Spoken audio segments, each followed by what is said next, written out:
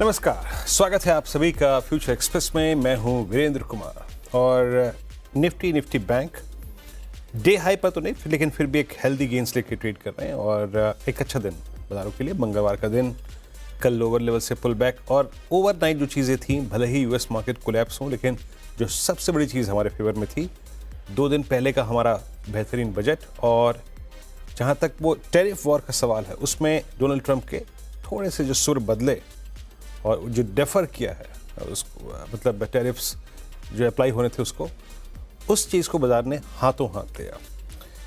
देखिए, हमारे साथ सुबह सुबह पशुपेश एक ही थी बस, दैट्स एफआई सेलिंग, चाहे वो इंडेक्स की हो, चाहे वो कैश की हो, चाहे वो स्टॉक फ्यूचर्स की हो। अदरवाइज हमारा जो स्ट्रक्चर था कल जाते जाते ये बोल गया कि निफ्टी बैंक ने 49,000 के पुट राइटर्स ने एक कन्विक्शन दिया था। ये बात मैंने सुबह भी बोली थी कि जो 2 चीज़ें हैं कन्विक्शन वाली, वो है 49,000 का पुट राइटर।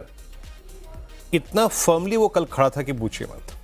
उसने एक थ्रस्ट जनरेट किया, बैंक निफ्टी को एक ठीक ठाक ट्रैजेक्टरी में क्लोज लाके किया, बट स्टिल बिलो 20 डेमा। और निफ्टी ने कल जाते जाते 20 डेमा को रीगेन कर लिया। मॉर्निंग की अप्रोच लेके आइए स्क्रीन पर, RS1 RS2। देखिए, आज गिफ्ट निफ्टी सिर्फ 100 अंकों पर था, 80 अंकों पर भी था एक वक्त, लेकिन हमें ट्रैजेक्टरी मालूम नहीं थी कि किस ट्रैजेक्टरी में ओपन होंगे। मैंने कुछ थ्रेशोल्ड पॉइंट्स मेंशन किए थे। फर्स्ट है 390,422 और दूसरा है 486,512। हम खुले कहां पर निफ्टी में आज? लगभग RS2 के आसपास। और वो ट्रैजेक्टरी थी, आप समझ लीजिएगा कि जब खुले हम, उसके बाद हम कैपिटलाइज कर गए और 512 के जोन को बाइसेक्ट करने के बाद निफ्टी ऑलमोस्ट जिस क्लस्टर में गया इंट्राडे हाई, वो छुआ इसने करीब कुछ देर पहले 23,607 का। मैंने लेवल लिखा था 576 और 600। 600 क्या था? 200 डे एक्सपोनेंशियल मूविंग एवरेज, और वही प्राइस जो बजट डे का स्विंग हाई था। बजट डे का स्विंग हाई था। ऑलमोस्ट निफ्टी ने आज 3 सेशन में 2 बार 200 डेमा को टच किया और वहीं से बार बार नीचे आ रहा है। तो थ्रेशोल्ड पॉइंट्स को पार करने के बाद निफ्टी बार बार मोमेंटम जनरेट कर रहा है। आज सुबह आईसीआईसीआई बैंक, आज सुबह एचडीएफसी बैंक अच्छा मूव दे रहे थे और उसका एक इंपैक्ट निफ्टी बैंक पे था। लेकिन एक चीज और हो रही है, कुछ देर पहले जो ये थ्रस्ट जनरेट हुआ टुवर्ड्स 23600, वो फाइनेंस, वो स्पॉन्सर किया रिलायंस ने। रिलायंस आज एक थर्ड कंपोनेंट जो कि आके जुड़ गया और जिसने इस तेजी को स्पॉन्सर किया। देखिए, मोटे तौर पे आज सुबह सुबह आपने अगर गैप अप की बात भी लिया तो भी पैसा बना, क्योंकि थ्रेशोल्ड पॉइंट्स पार हो रहे थे, 500 का कॉल लेटर पार हो रहा था।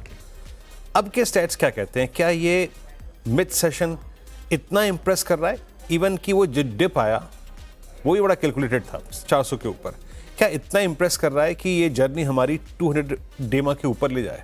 Let's check stats. आज क्या? ट्यूसडे, थर्सडे को एक्सपायरी है। एक्सपायरी के स्टैट्स को देखते हैं क्या कर रहे हैं ऑप्शन राइटर्स। उसके बाद असित से बात करेंगे इस मुद्दे पर। प्लीज देख आइएगा स्ट्राइक्स आपकी स्क्रीन पे। देखिए, अच्छी बात है कि 500, 600 और 700 ये तीनों कॉल राइटर्स बैकफुट पे हैं और 23,500 जो कि सबसे सब्सटेंशियल ओआई होल्ड करती थी, वो कंटिन्यूसली अपना जो ओआई है वो शेड कर रही है। और दूसरी तरफ जो 23,500 की पुट है वो 94 लाख का आउटस्टैंडिंग ओआई होल्ड कर रही है। 52 लाख पुट यहां बिकी हैं, यानी इंट्राडे बेसिस पे आपका ऑप्शन बेस खिसक के अब आ चुका है लगभग 23,450, 480, 500 एक स्ट्रॉन्ग ऑप्शन बेस है विद कॉल राइटर्स एग्जिटिंग। अच्छा लग रहा है, याद रखिएगा। पर एक बात फिर कहूंगा, निफ्टी के लिए बहुत टफ है 23,620 और निफ्टी के लिए बहुत टफ है 23,650। चार्ट्स पे फिर आ जाइए। वो 2 टफ क्यों हैं? क्योंकि वही आपका 200 डे और वही आपका 50 डे एक्सपोनेंशियल मूविंग एवरेज है। Now let's take Nifty bank. Nifty bank आपकी स्क्रीन पे 49,817 पे ट्रेड करता हुआ। आज मॉर्निंग का हाई था करीब 50,000। That means simply budget day swing high. क्या बात हुई थी सुबह हमारी? कल निफ्टी बैंक 49,300 के नीचे क्लोज हुआ, 20 डेमा पार नहीं हो पाया। आज मैंने RS1 रखा था, एक थ्रेशोल्ड पॉइंट था, दैट्स 20 डेमा एंड 49,500 जो कि आपका कॉल राइटर्स का जोन था। The moment you will cross 49,510 a swing towards, director साहब इसको वॉल पे भी रखिएगा, मेरे को ये मैं यही निकाल देता हूँ। हाँ, अ swing towards 743, 872 and 5190 looks possible. क्यों? क्योंकि वहीं पे आपका 200 डे और वहीं पे आपका 50 day exponential moving average right है। पर याद रखिएगा, निफ्टी वहां पे बैंक जाने के बाद थोड़ा कूलिंग ऑफ में चला गया, बट अभी भी एक रीजनेबल प्रॉफिट्स और स्विंग लेकर ट्रेड कर रहा है। निफ्टी बैंक अब 20 डेमा के ऊपर है। आइए ऑप्शंस के स्टैट्स को देखते हैं, यहां पर क्या हो रहा है। देखिए, आज सुबह जिस चीज ने सबसे ज्यादा कन्विक्शन दिया था ना, वो था closer to policy bank Nifty के और नीचे से आके पुट राइटर्स। अब आइए वो देखते हैं क्या कर रहे हैं। अब उन पुट राइटर्स को देखते हैं, क्या वो ऊपर आए हैं, क्या वो 49,500 की डिरेक्टरी में ग्रिप ले रहे हैं। एक बार स्क्रीन पे लेके आइएगा, उसको देखते हैं। और ये जो 50,000 की कॉल है वो क्या कर रही है। आपके स्क्रीन पे अभी भी 50,000 की कॉल एक सब्सटेंशियल आउटस्टैंडिंग वाई करीब 12 लाख का होल्ड करती है। दैट मीन्स 50,000, 50,100 और इनफैक्ट 50,200, ये 200 पॉइंट एक बहुत स्ट्रॉन्ग सप्लाई जोन है। बेटर है कि 50,000 के जोन में अपना प्रॉफिट बुक करें। बेटर है फॉर फ्रेश अपस्विंग 50-200 के क्लस्टर को निकलने दें, क्योंकि वो कॉल राइटर्स का प्लस वो आपका एक 200 और 50 डे एक्सपोनेंशियल मूविंग एवरेज का जोन है। और पुट राइटर्स पे जहां कन्विक्शन है, इसमें 49,500 एज ऑफ नाउ उतना स्ट्रॉन्ग ओआई लेके होल्ड नहीं करती है। तो बेटर है कि बैंक निफ्टी पे एक सपोर्ट मान के चलें 49,510, जो कि आपका 20 डेमा है। असित, गुड आफ्टरनून, कार्यक्रम में स्वागत है। अब आपकी इंडिसेस पे अप्रोच क्या है असित? आप कैसे निफ्टी बैंक को ट्रेड कर रहे हैं और इस प्राइस पे closer to even, closer to expiry, आपकी अप्रोच क्या है? Good afternoon Viren ji. मेरे हिसाब से जिस हिसाब से आज रैली बना है मार्केट में, शॉर्ट कवरिंग बना है, मार्केट का टेक्सचर सेल ऑन राइज से बाय ऑन डिप्स हो गया है। मुझे नहीं लगता कि अभी वो शॉर्टिंग का जो हम अप्रोच रख रहे थे till maybe last week should be applied now. But having said that, both Nifty and bank Nifty is in no trade zone. मुझे लगता है कि आपने भी बताया, वो 50,100 का क्लस्टर जब तक काइंड अपना निकालता नहीं है बैंक निफ्टी में, मुझे लगता है कि वो रिट्रेसमेंट हमें देखने को मिलेगा।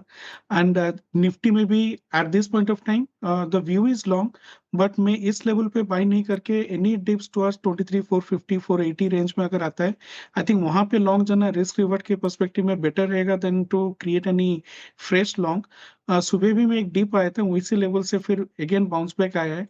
मुझे लगता है कि थोड़ा हमें वेट एंड वॉच करना चाहिए, but at the same time buying at the right zone would be much more rewarding than aggressively taking at any level.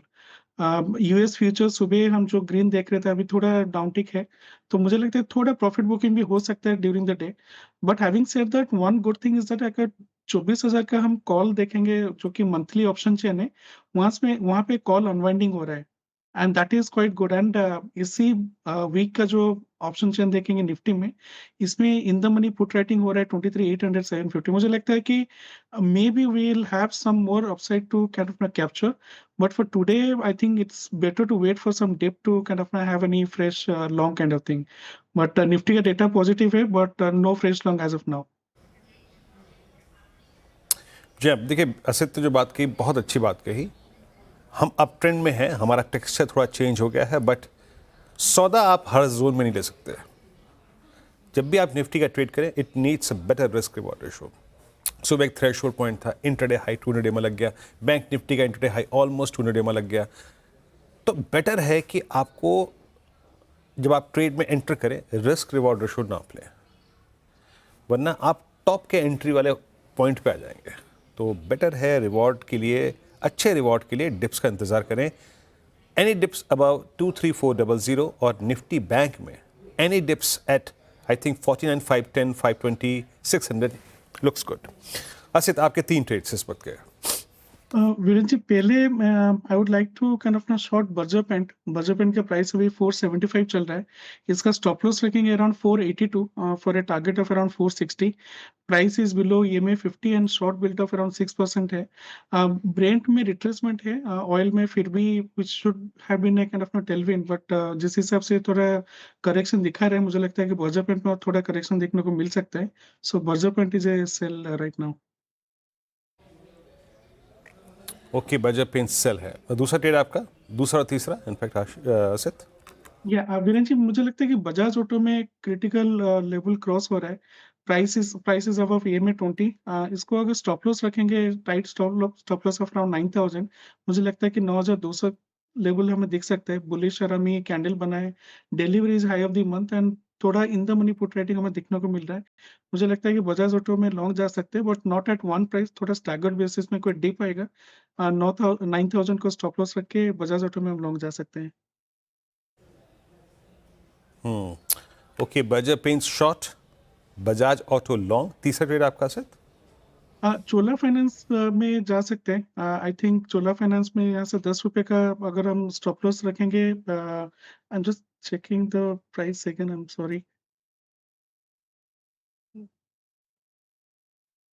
Sorry. या चोला फाइनेंस में अगर हम इसमें स्टॉप लॉस रखेंगे around 1370 for a target of around 1400। मुझे लगता है कि price is high of the quarter, relative strength काफी अच्छा है इसमें एंड प्राइस इज क्रॉसिंग ये में 200। मुझे लगता है कि वो रेट कट का एंटिसिपेशन में यहाँ पे थोड़ा और पुलिस मोमेंटम हमें दिख सकता है।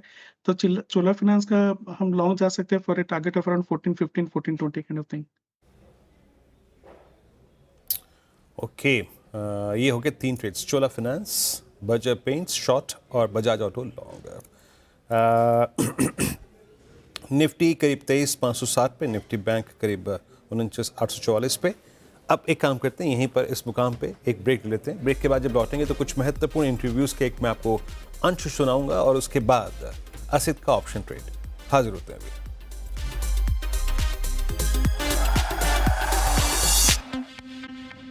थोड़ा सा बात करते हैं बजट की। बजट में कुछ महत्वपूर्ण जो फैसले लिए गए और वित्त मंत्री निर्मला सीतारमण ने जो महत्वपूर्ण घोषणाएं करी, उसमें से एक बहुत ज़रूरी थी बीमा क्षेत्र, इंश्योरेंस। जी हाँ, इस बजट में इंश्योरेंस के लिए जो विदेशी पूंजी के रास्ते हैं वो बिल्कुल खोल दिए गए। लगभग 100% FDI अलाउ कर दिया गया। इस मुद्दे पर मतलब इसका फ़ायदा क्या होगा, कैसे इसका अर्थव्यवस्था पे क्या इम्पैक्ट पड़ेगा, इस पूरे मुद्दे पे बातचीत करी CNBC आवाज़ के economic policy editor Lakshman Roy ने department of financial services secretary M Nagaraju से। आइए इस बातचीत के कुछ मुख्य अंश को देखते हैं।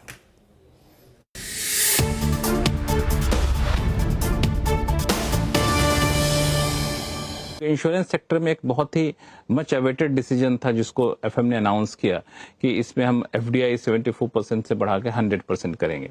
तो मेरा सवाल है कि इसके पीछे क्या मकसद है? क्या प्रीमियम कम करना है, इंश्योरेंस का पेनिट्रेशन बढ़ाना है, कि ज्यादा प्लेयर्स लाने हैं? क्या इसके पीछे क्या?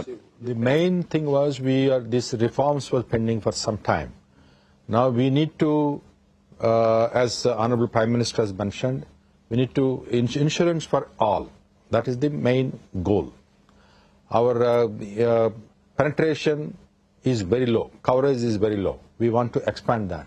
That is, domestic resources alone will not be sufficient to meet the goals of Viksit Bharat. We need the private sector capital also, and from the foreign capital also. For that, FDI increasing 100% is giving a comfort that government is very comfortable even if you hold 100% of the company in your ownership. And then along with that, there are certain rules we have issued, insurance rules, which are very restrictive for promoting FDI-led insurance development in the country. So we are going to review those restrictive conditions and then simplify them so that the foreign companies who will have investment here, they will be able to take decisions fully and then appoint also senior management personnel. इसमें दो issue है, एक तो FDI limit बढ़ाना और दूसरा rules regulation को ease करना। FDI लिमिट पे मेरा क्वेश्चन ये है कि जब 2015 आई थिंक जब बढ़ा के उसको हम लोगों ने 50% प्लस किया था, उसके बाद 74% किया 2021, लेकिन उसके बावजूद FDI उतना आया नहीं। मुश्किल से, जो डेटा कहते हैं, मुश्किल से 3 कंपनियां हैं जिन्होंने इसको पूरी तरह से एक्सप्लोर किया। तो एपेटाइट है कि 100% FDI को ले कंपनियां? See, the initial time 2000 में ये FDI अलाउ किया था, तब से अभी तक 82,000 crores FDI में आया था 24 years में, बहुत कम है। Given the size of the country, size of the population, बहुत कम है। Now the reason was, of course, this is the one is FDI limit. That's one. The second is the rules we made that the board the board has to be only Indians, and the CEO has to be Indian, and this kind of restrictions, and then dividends cannot be taken away, cannot be repatriated, and all those, they are restrictive practices. So these practices, we are going to address them in this phase. Once it is done, as per our industry interaction, stakeholders consultations, we expect huge FDI flows into insurance sector. इसमें ये concern ये है कि आप जब restriction ये था कि बोर्ड में इंडियन ओरिजिन होने चाहिए, मैनेजमेंट कंट्रोल इंडियन के पास होना चाहिए, तो अब क्या न्यू रूल में ये सारे रिस्ट्रिक्शन हटा रहे हैं या इसको सॉफ्टन कर रहे हैं? We are softening it. Because see, point is, somebody who is putting his own money should have control over his company.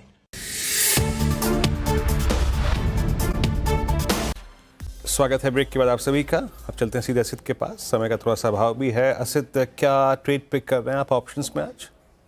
Virendra ji, मेरे हिसाब से जिस हिसाब से श्रीराम फाइनेंस में हमें एक रैली देखने को मिल रहा है, 570 का सी ले सकते हैं call at around 18 rupees with A stop loss of around 13 rupees for a target of 28। PCR is high of the day and जिस हिसाब से प्राइस मूवमेंट हो रहा है, 600 का स्ट्राइक में कॉल अनवाइंडिंग देखने को मिल रहा है एंड 590 से लेकर 620 तक आईटी पुट राइटिंग हो रहा है। मुझे लगता है कि श्रीराम फाइनेंस में 20-25 रुपए का मूव हमें दिख सकता है, तो 570 का सी हम लॉन्ग कर सकते हैं श्रीराम फाइनेंस में। श्रीराम फाइनेंस में कॉल पिक करनी है 570 की स्ट्राइक। हर्षित, बहुत बहुत शुक्रिया, आप इस कार्यक्रम में शामिल हुए। सभी स्टॉक्स पे रखिए आपने। फिलहाल एक ब्रेक, आपसे अगली मुलाकात होगी आज कमाई करने में 2 बजे अनुज के साथ। अब तक के लिए नमस्कार।